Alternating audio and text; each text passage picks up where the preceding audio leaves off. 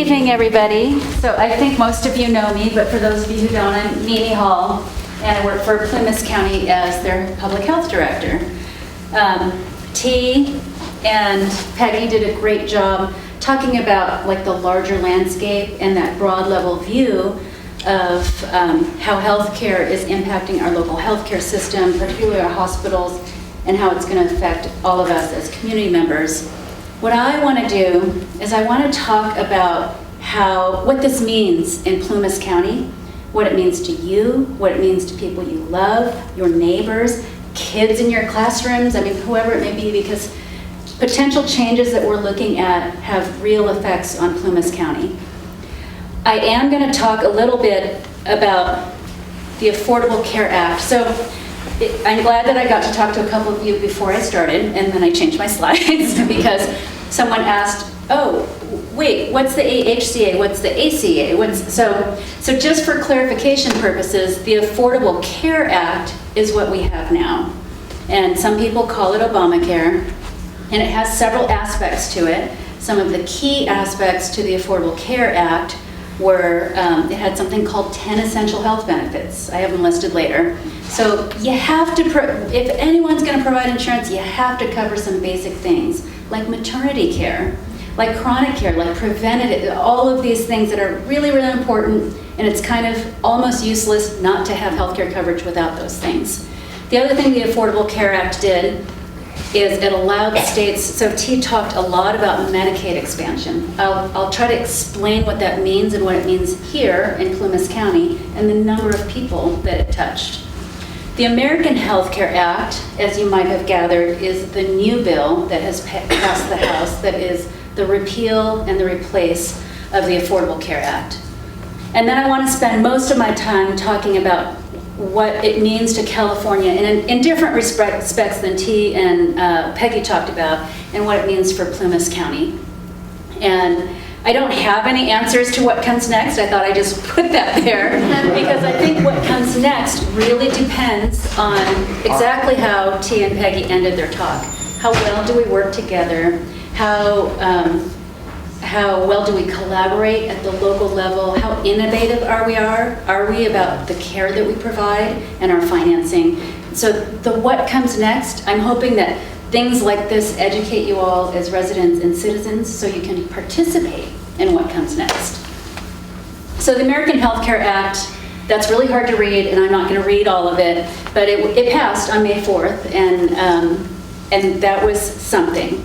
And we hope that there'll be a do-over, but we're not really sure. The basic tenet of the act totally changes Medicaid financing, like T talked a lot about. But this is a lot of money.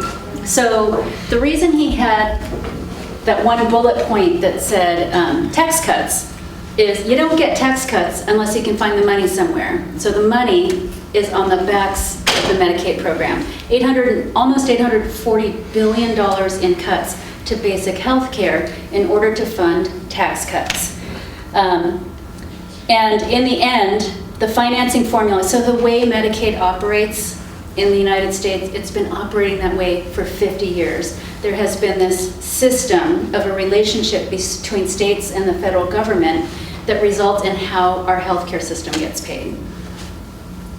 So you can change it. So before I go into these changes, I also want to say something about public health in the county and our role. So our role is, we're local government. We have a little bit different role than the Hospital Association and the Hospital Council. We're government. We're stewards of your well-being. We're stewards of your public dollars. So our job isn't to be partisan. We have 5 elected board of supervisors. They don't run on a party ticket because they represent all of their districts and all of you as community members. So local government's role, in my eyes, as a career public servant, is we take the rules that govern us and we do the best that we can with those rules to serve the people in our communities. So there's nothing political or partisan about that. And I actually enjoy doing the best that I can to figure out how we take all those rules and help this pocket and help this pocket and then help the whole community. It's a fun challenge for all of us that work at public health. So The Affordable Health, no, not the Affordable, the American Health Care Act is this new proposal. And it changes the basic fabric of the system that we have for care in the United States and in California. So 3 big changes that will affect Plumas County are that right now Medi-Cal is open-ended. Like, you qualify and you get on it. So the proposal is that now, by 2020, there would be a per capita cap basis, meaning there's like a limit on what they'll pay regardless of how many people may enroll or how many people may need it. That's hard because in counties like Plumas County, where we have a high rate of elderly, high rate of disabled, high rate of poverty, we don't want a limit on who gets to have health care. The other thing it does, so T talked a lot about Medicaid expansion, and I don't know how many people of you get what that means. What Medicaid expansion is before the Affordable Care Act, the only people who were eligible for Medi-Cal were families with dependent children, primarily, and then a few other groups of disabled elderly people. So if you were between the ages of 19 and 64, and there are a lot of us, and you're working or what, you were not eligible because you didn't have dependent children living at home with you. That's a huge swath of Plumas County. So that's what Medicaid expansion is. The ACA expanded eligibility for health care coverage to those childless adults that were 19 to 64. A lot of people who are my friends and neighbors. And so if you were able to get health care coverage because you're that person, you might be 50 years old and your children are gone. So now you fall into that population. Starting in 2020, you no longer would have coverage and it would slowly be ratcheted back. So for me, that's a big deal when I look around our community. A couple of other things that are problematic from a public health standpoint are like how hard is it to get coverage, or easy is it to get coverage, and how easy is it to maintain coverage. So these are some changes that affect how you get on, how easy it is to stay on, and who's eligible and when. So retroactive eligibility would be shortened to the month in which you made the application. And I'm sorry, I can't remember where California is. I think it's the first day of the month. So like right now, if you applied, what day is today? Are we at the end of the month or the middle of the month? It would go back to May 1st. And different states have it even further. Some have 2 or 3 months. But what happens is, like, you usually enroll because something happens to you, right? And you need coverage. And if that coverage doesn't kick in until the end of the month or 10 days from now, there's a lot of stuff that can happen that's not covered. 6-month eligibility redetermination. What does that mean? So right now, if you are covered, every year you have to enroll again. That's what redetermination means. So that's a big change. Because how many of us like to do the paperwork twice as often as we're used to doing? Not very many of us. And then that results in lapses of coverage. The other thing that's in the AHCA is that it would eliminate any state's ability to make presumptive eligibility available. So presumptive eligibility is something that we have in California. The hospitals have presumptive eligibility. So right now, if you go into the ER and you don't have health care coverage, you can answer 5 questions, and it'll enter those 5 questions into the system, and depending on your answers about your income and all of these things, you will get presumptive eligibility. Immediately, you will have coverage, and when you finish your application, it's effective back to that moment that you're presumptive eligible. That's great. It's great for the individual, it's great for our hospitals, it's great for our healthcare system. Children, this is a biggie for me. One of the things that we did in Plumas County, and I can't believe more counties don't do this, we do presumptive eligibility for children in partnership with the school district. So several years ago, California passed a law that, gosh, if you're gonna enroll people in benefits, we're gonna let public entities share confidential information for eligibility purposes. So back in 2010, we talked with the school district and social services and said, hey, we think there's a whole bunch of kids. So the federal free and reduced lunch program has the same eligibility as Medicaid. So gee, if it's the same income eligibility, why don't those two things talk together? So in Plumas County, every child who fills out a free and reduced lunch application, all their parent has to do is sign something that says, I agree that this can also be used as a Medi-Cal application. Boom. That child immediately has presumptive Medi-Cal eligibility. Whatever happens is covered until their family finishes their application. And then there's also presumptive eligibility for pregnant women and women who are diagnosed with breast and cervical cancer. Those are all important. You know, when you're pregnant, you want to get care right away for good outcomes. And breast and cervical cancer, you want your care covered at diagnosis. So one of the changes, I talked about this per capita cap basis. Those would be the 4 enrollment groups in the per capita cap. We don't have enrollment groups now. Now it's you're eligible based on income and a few other things, or you're not. So now there would be these enrollment groups.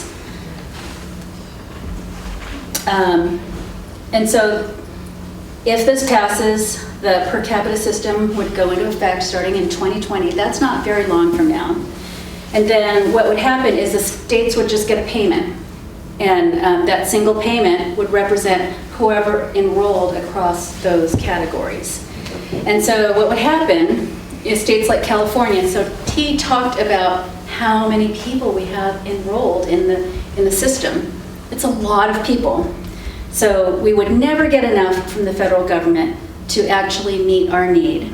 And then slowly, it would unravel our California state budget, because so much of our budget would have to be reallocated and devoted to healthcare. You can go to the next slide. So my numbers are a little bit different than T's, and it could be because we have different sources, but the historic low in California for all healthcare coverage through the ACA from Medi-Cal, private insurance, covered California is at a historic low of about 7.1%. I think that's like 3% off from your numbers, but really, really close. We hardly have any uninsured folks anymore. We receive a whole bunch of money in federal dollars to help make this happen, and about 3.7% million Californians receive their care in that manner. And T already talked a lot about how this would affect the hospital system. So next I want to talk about how this is going to impact Plumas County should some of these pieces of the legislation stick with the Senate. Mimi, can I just say one thing? Sure. I just realized one of the things I didn't say is that in the case of the hospitals, there's a law called EMTALA. And fortunately, hospitals are mission driven and they want to see anybody that comes in the door. Well, there's actually a law that says they have to, called EMTALA. And so when Mimi talks about the fact that so many people would fall off of Medi-Cal, well, those people that no longer have coverage, they still get sick. They still, hurt their hand. They still show up in the emergency room. Regardless of coverage, they are going to come to the hospitals, and the hospitals are going to treat them. And so the impact on hospitals is incredibly significant, because if Medi-Cal drops off, then the funding that the hospital would get goes to zero, and that all impacts the bottom line of the hospital, which once again, in fact, impacts their ability to provide care to everybody. Yeah, and that's a really good point. The other point I'll add to that is the law in California is that counties have the final responsibility for their medically indigent. So it's the county, and by county they mean county public health, because it's financed with dollars that flow through county public health departments.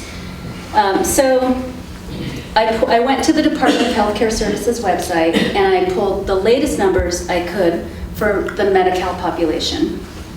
And there are as in April of 2017, there were 6,300 Medi-Cal eligibles. And the breakdown, you can see who is eligible. So who is eligible in the 19 to 64 group? Those are the people who wouldn't be eligible before because they're the single childless adults, or maybe they're not single, but they're childless adults. 2,111. our county population is only 18,000 people.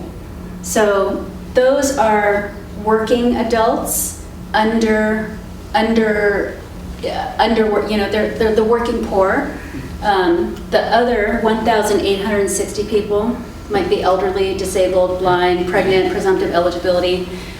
And then children and families, or their caretakers, 2,287. So a huge portion of that 6,300 are adults without children living at home or children and families. And this is a new number, undocumented children, because in California, we changed our rules so that children who have undocumented status will not be denied medical care, and they're eligible to enroll in Medi-Cal. One thing we haven't talked a lot about is outside of Medi-Cal. The other piece of the ACA is it made it possible for people to purchase health insurance through the exchange. Does anyone want to open the back doors? It's really warm in here. I know everyone's doing this, and I'm feeling warm too. Thank you. Mimi? Yeah. The 6,300 eligible, how many are actually enrolled?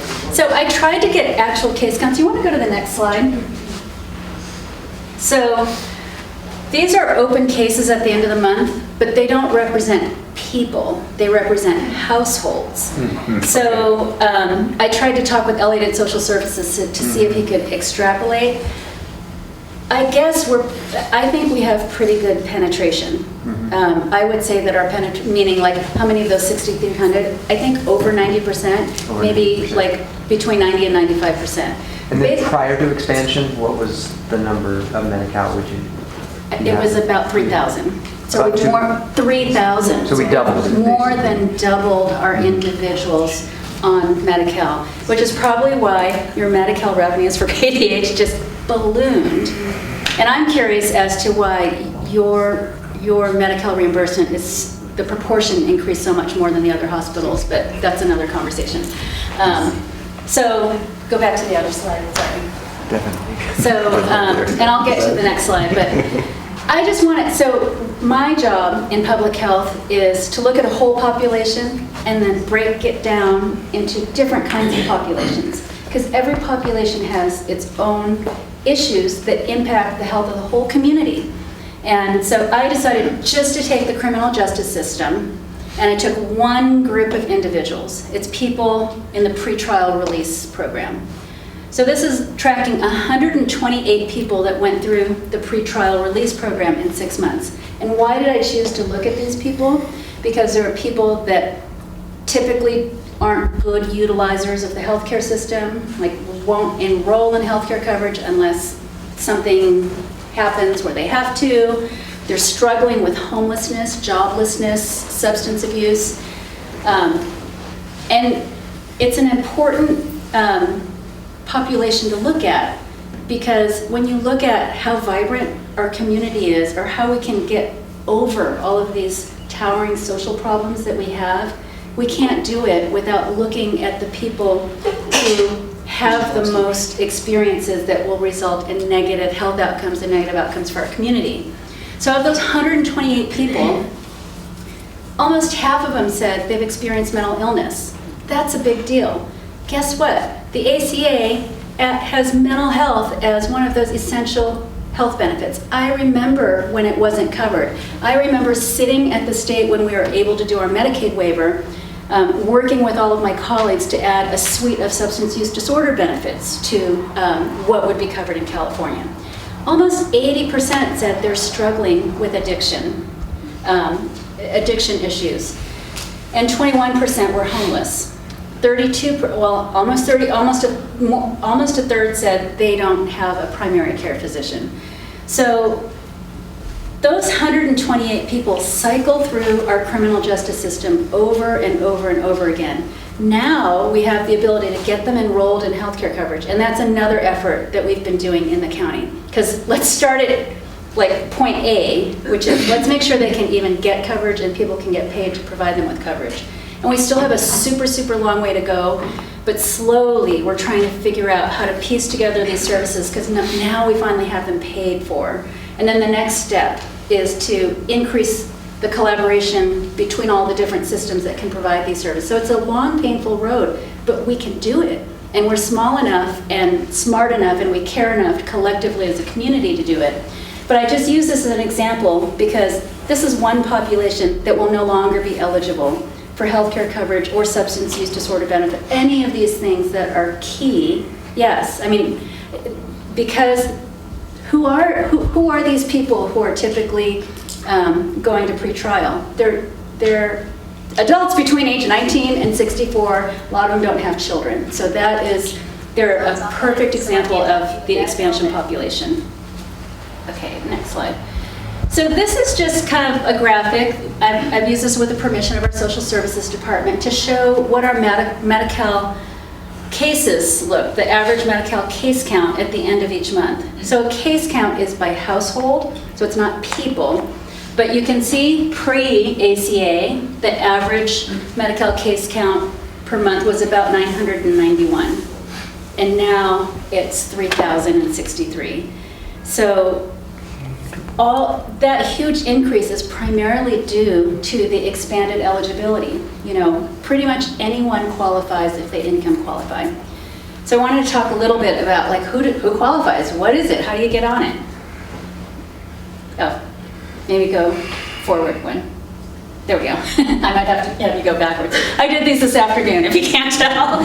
So who qualifies for Medi-Cal? I don't know if you can see that, but for a single person, it's $16,000 a year is 138% of the poverty level.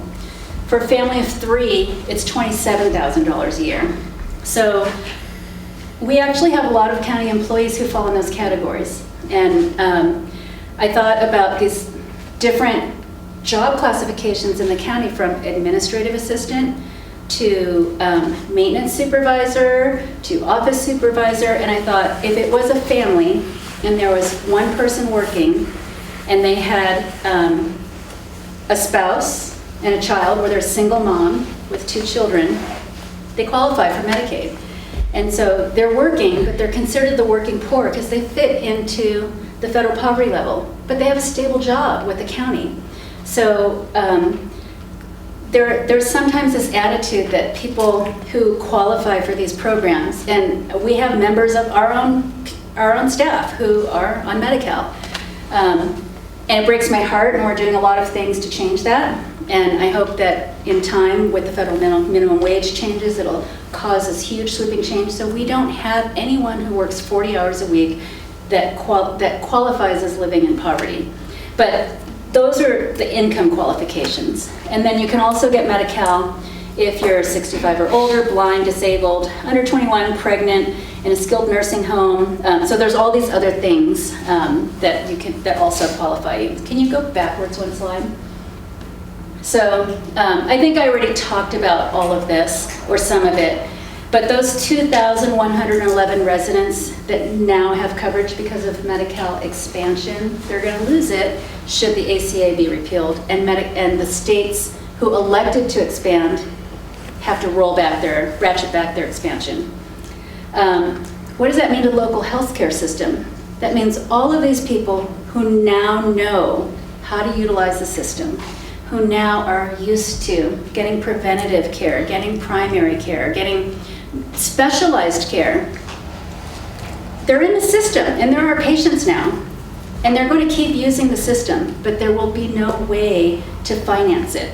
There's going to be a big hole in the financing of our local healthcare system for those, and that's only one aspect. The other thing that happens, and I'm sure folks in the room know this, when you have coverage, you go sooner. Yes. When you don't have coverage, you wait. And by the time you just have to go, you're really very ill, and there's a lot of cost associated with those illnesses. So Yeah. we not only affect the financing system, we're not taking care of the people that we care about. That's absolutely right. T ended talking about prevention, about staying healthy, having a great diet, getting some exercise, doing preventative visits. Well, local health departments are funded by one piece of the Affordable Care Act, and it's called the Prevention and Public Health Fund in the Affordable Care Act. Part of the AHCA is to close down that fund. So for California, it's $90 million that helps support local public health departments. So there is an impact on the prevention and education side.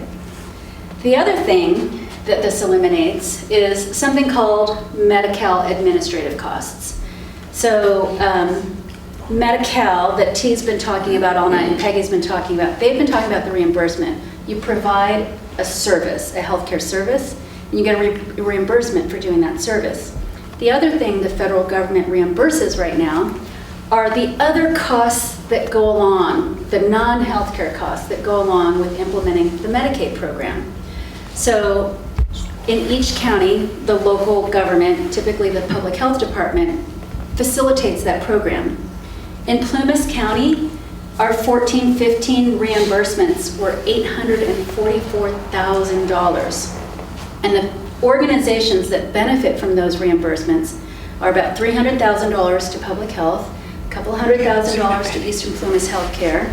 You guys, I hope we'll be getting money really soon. PDH more recently started than these other organizations. So for all of the work that they do, getting people on Medi-Cal, coordinating services, they can get reimbursed for that. Roundhouse Council, I see Marlene in the back. Roundhouse Council gets important money from us recouping dollars on their behalf to help people get on Medi-Cal, which is the administrative costs. Plumas Crisis Intervention and Resource Center. So these dollars are no longer available to us. We will no longer be able to get federal reimbursement for all the work we do to get people on this federal and state program. And that's scary to me. So, okay, you can skip ahead 2 slides now. So I already talked about that.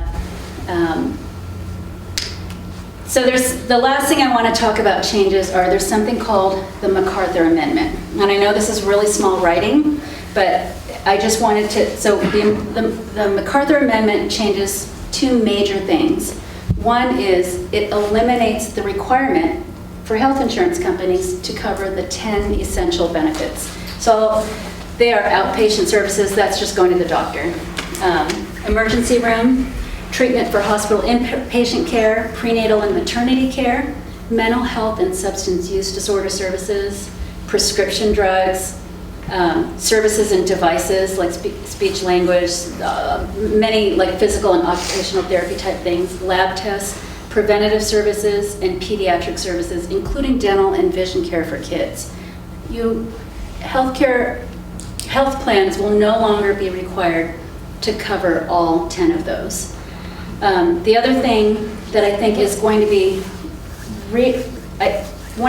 this is anecdotal, when I talk to the folks that I know that were finally able to purchase coverage, either private coverage or through the exchange, a lot of them are like, I was never able to get coverage before because of my pre-existing condition.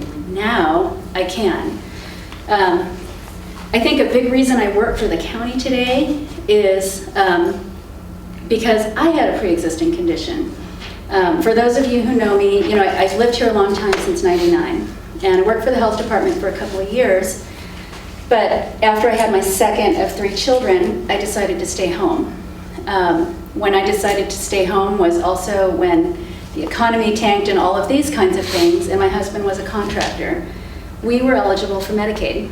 And I had a really, really hard time navigating the county system and getting enrolled. I finally did, but it was a really difficult experience. And I thought, I have a master's degree. How can I not? And there have been many, many improvements since then, including an online system and all of these different things. But back then, it was a different story. So then we thought, well, as our income slowly increased, we thought, well, now we can purchase insurance. And I purchased a Blue Cross plan for about $238 a month, and the price couldn't change for a year, and I was ecstatic. That's awesome. After a year, the premiums went up every month or every 2 months until the payment was $1,300 a month. That was more than our mortgage payment, and we didn't know what to do. And so I started well, one thing, my son and I got dropped because of our health conditions. And so I started shopping for other plans. No one would cover me and my son. My husband and my 2 daughters could get covered, but not me and my son. So I was lucky. I had an education. I had the ability to go back to work and work for an employer who could provide health care coverage. But if I wasn't in that situation, and I was like, if my husband was the sole breadwinner and he was self-employed, we would just be stuck. And there were so many people that we knew that were in the exact same situation. We were hardworking. We made choices so I could be home with my kids. And it was a pre-existing condition, and I knew that employer-based coverage would just take me. I mean, that's why I went back to work, and I went back to work much sooner than I think I would have otherwise. But I think every single one of you have a story like this, or you know someone who has a story like this. Anyway, higher premiums for people with costly conditions and would really affect access to care for people who have pre-existing conditions. I didn't end on a bright note, so I'll talk about a bright note. And I think that the bright note is really similar to what you guys have expressed, is counties have control. The healthcare system, while there are things in the federal and the state environment that kind of dictate how we do things and how we get paid and everything, we have a lot of control locally in how we work together, in how we can be innovative about improving people's health. I think that we have really, really great local partnerships, and then we have our voices. So I'm not advocating that anyone do anything political, but I'll just explain the process. So the way the process works is we have a representative, and it's Doug LaMalfa, and he's going to vote on this. So if you feel one way or the other about the benefits that you have or that you might lose, you have the ability to talk to your representative. You have the ability to talk to your boards of supervisors so that they can do whatever they want to do to advocate on their behalf, on your behalf, because you are their constituents. So the great thing is we live in the United States, and there is a system for people to be engaged in their government. And that's not partisan. That's just freedom in the American way. So I encourage you to participate in your community, to really get to know how things in a larger landscape affect us right here in Plumas County and affect your friends and your neighbors and maybe yourself or your family. And feel energized to contribute or do something about it if you really care.